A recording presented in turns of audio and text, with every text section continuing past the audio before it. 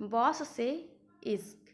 जब तेरे आने की खबर देते हुए मैंने उनसे शादी की बात की तो उन्होंने साफ कह दिया कि उन्होंने शादी के लिए तो कभी कहा ही नहीं।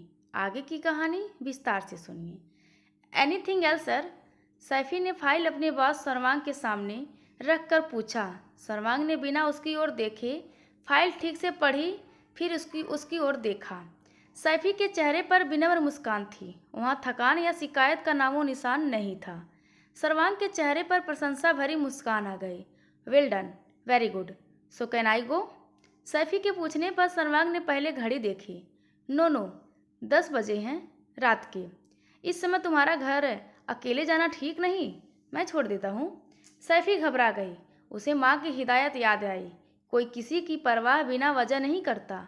बॉस से दूरी बनाकर रखना। कोई प्रिविलेज अपनी ओर से तो मांगना नहीं। खुद से ऑफर करे तो भी मना कर देना। इट्स ऑल राइट सर, मैं चली जाऊंगी। मेट्रो सेफ है और वो 11 बजे तक मिलती है। ठीक है, पर मेट्रो स्टेशन से तुम्हारे घर का रास्ता वो सेफ है? सैफी कुछ बोल ना सकी। सच में रास्ता सुनसान था और वहाँ कोई सवारी भी नहीं मिलती थी। अकेली रात में उस रास्ते से निकलने में डर तो लगता ही था। बॉस ने कार रोकी तो सैफी को संकोच और सभ्यतावश कॉफ़ी पूछनी पड़ी, पर थैंक गॉड उन्होंने मना कर दी। माँ गेट पर ही टहल रही थी। उनके चेहरे पर चिंता की लकीरें सैफी को देखकर गुम हुई। यह उसे बॉस की कार में आती देख बढ़ गई। कहना मुश्किल था। सर्वांग ने उन्हें कार में बैठे बैठे ही झुककर अभिवादन किया। माँ ने पूरी सभ्यता से दोनों हाथ जोड़कर अभिवादन का उत्तर देते हुए शुक्रिया कहा और सर्वांग ने कार तुरंत मोड़ ली। इस तरह की सहायताएं आम होती जा रही थीं। सैफी के चेहरे पर खुमारी साफ दिखने लगी थी। हरकतों में उसके मन की मिट्टी से उठने वाली सौंधी खुशबू सूंघी जा सकती थी। उसकी आवाज़ में उम्र के उस पड़ाव की खनक सुनाई देने लगी थी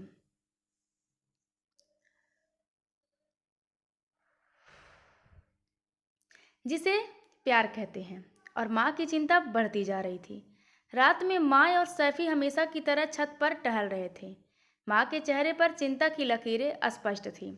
माँ, काम सच में जरूरी था। बॉस ने जानबूझकर नहीं निकाला था।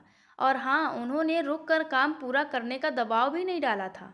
एक काम मैं ही कर सकती थी, इसीलिए मैंने हाँ की। ऑफिस देर रात काम करने का बोनस और हमारी कॉन्फिडेंशियली रिपोर्ट में क्रेडिट पॉइंट दोनों देता है, इसीलिए मैं मना नहीं करती। माँ के चेहरे पर आई फीकी सी मुस्कान को प्यारी वाली मुस्कान में बदलने के लिए सैफी ने आगे बोलना शुरू किया। मेरे बॉस बहुत अच्छे इंसान हैं। वो सबकी परवाह करते हैं, तो मेरी भी करते हैं। इसमें क्या गलत है? उस दिन जब मुझे बुखार था तो सैफी अपनी धुन में बॉस की प्रशंसा किए जा रही थी।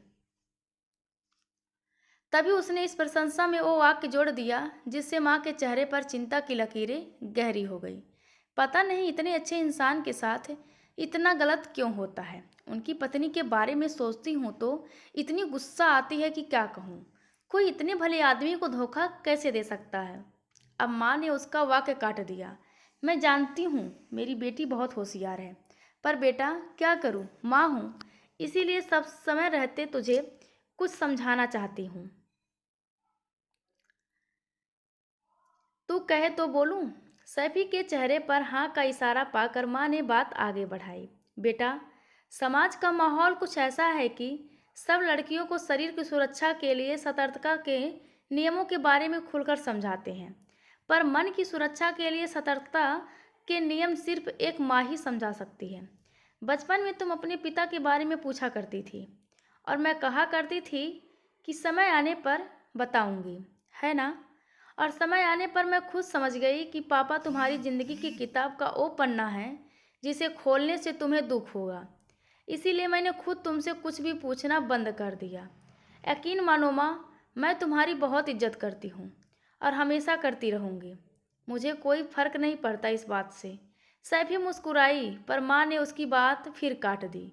और अगर मैं अपना दिल हल्का करने के लिए बताना चाहूँ तो तब तो मुझे बहुत खुशी होगी। सैफी चहक उठी और माँ के दोनों हाथ पकड़कर टेरिस पर पड़े झूले पर ले आई। जरा रुकना, कहकर वो कोल्ड ड्रिंक की बोतल और मनपसंद स्नैक भी ले आई।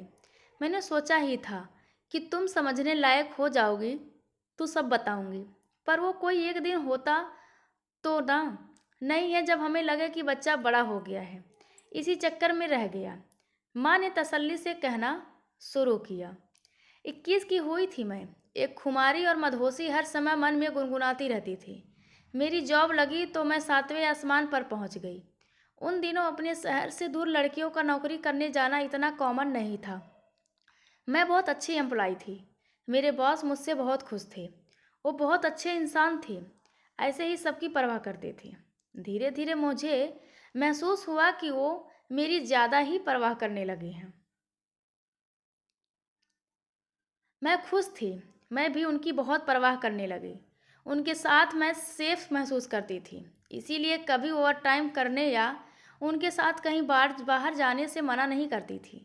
मेरी सबसे प्रिय सहेली ने एक दिन इशारा किया कि मैं अपने मन को संभाल कर रखूं। मैं जब जानती थी कि वो विवाहित हैं, इसीलिए मुझे लगता था कि मेरा मन उनके साथ कभी नहीं बंधेगा। माँ ने एक आह भरी और वो बहुत गंभीर हो गईं। पर जैसे जैसे मुझे उनके और उनकी पत्नी के बीच कड़वाहटों का पता चला, दिल उनसे सहानुभूति रखने लगा, क्योंकि मैंने केवल उनका सौम्य रूप ही देखा था और उनका पक्ष ही सुना था। मुझे वो पूरी तरह से सही और उनकी पत्नी ही गलत लगते थे। हालांकि दिमाग से आवाज़ आती थी कि उनकी समस्याओं के दूसरे पहलू भी हो सकते हैं। पर सैफी बेटा, ये जो दिल होता है ना, ये राजा होता है, और वो भी दुनिया का सबसे तानाशाह राजा। ये किसी की नहीं सुनता। अगर इसे पहले कदम पर ही रोक लिया जाए तो। सैफी, मुझे समझ ही नहीं आया, पता ही नहीं चला कि कब उनके प्रति मेरी सहानुभूति लगाव जुड़ाव में या जुड़ाव गहरे प्यार में बदलता गया। ये जो किसी के प्रति मन में नेह जैसे जज्बे होते हैं ना, ये उस फिसलन भरी सीढ़ी की तरह होते हैं जिन पर फिसलते हुए कब इंसान प्यार की गहरी झील में गिर जाएगा, कहा नहीं जा सकता। जब तेरे आने की खबर देते हुए मैंने उनसे शादी की बात की तो उन्होंने साफ कह दिया कि उन्होंने शादी के लिए तो कभी कहा ही नहीं। चूँकि वो एक भले इंसान थे और अपनी पत्नी और बच्चों को भी उतनी ही परवाह करते थे जितनी स्टाफ की। वो उन्हें छोड़ नहीं सकते थे। हाँ, वो मेरी और तुम्हारी जिम्मेदारी लेने और तुझे अपना नाम देने को तैयार थे। उन्होंने अपनी पत्नी के सामने अपनी भूल स्वीकार की और मुझसे ये भी कहा कि तुझे अपनी प्रॉपर्टी में हिस्सेदार बनाएंगे। और तब उनकी पत्नी मुझसे मिलने आई। पहली बार मैंने उसका पहलू देखा, उसका पक्ष सुना, जाना कि उनके बीच की कड़वाहटों के लिए उनकी पत्नी अकेले जिम्मेदार नहीं थी, पर उसने भी मेरे सामने अपने पति के बहकने में खुद को भी जिम्मेदार बताते हुए तुझे गोद लेने का प्रस्ताव रखा। सैफी ने देखा, माँ की आंखों में आंसू आ गए थे। मैं उनकी ज़िंदगी से बहुत दूर निकल आई और तुझे अपना नाम देकर अपने बूते पल पाला, क्योंकि तू मेरे लिए भूल या बहकना नहीं, मेरे प्यार की निशानी थी। कुल मिलाकर कहना यह है कि प्यार वो धागा है जो ज़िंदगी के सबसे खूबसूरत रिश्ते को बांधने के काम आता है। इस धागे का इस्तेमाल सोच समझ कर करना। याद रखना, जरूरी नहीं कि चोट देने वाला जानबूझकर चोट दे।